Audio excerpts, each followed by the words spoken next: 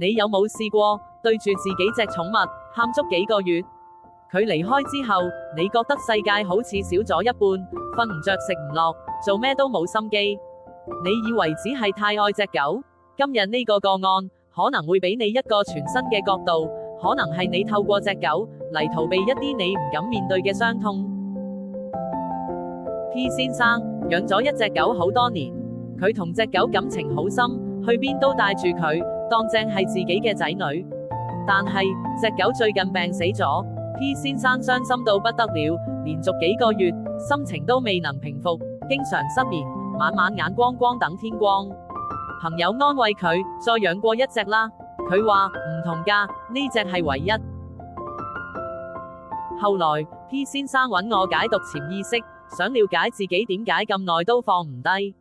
解讀出嚟嘅信息令佢當場唔出聲。第一，佢將愛投射在寵物身上；第二，感情受傷害。原來 P 先生好耐之前曾經俾女朋友背叛同遺棄，嗰種痛佢一直都冇處理過，只係收收埋埋，以為時間會沖淡一切。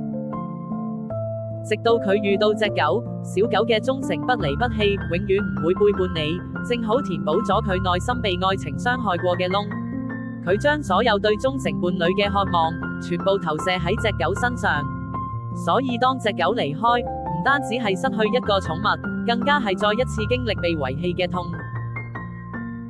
明白呢一點之後， P 先生決定唔再逃避，勇敢面對當年嘅感情傷害。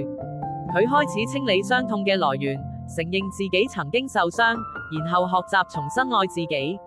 佢感謝小狗嘅陪伴，但都知道真正需要療癒嘅係自己內心嗰個曾經被背叛嘅部分。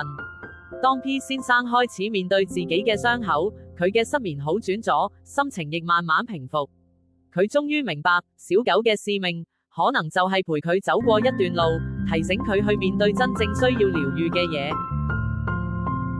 呢個個案話俾我哋知，我哋對寵物嘅愛可能係反映我哋對人類世界嘅失望，但真正嘅療癒唔係揾一個唔會背叛你嘅對象，而係學識接納自己，愛返自己。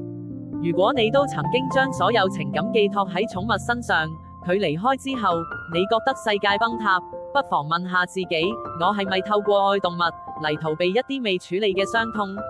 記得訂閱頻道，一齊用潛意識嘅智慧療癒內心，重新愛自己。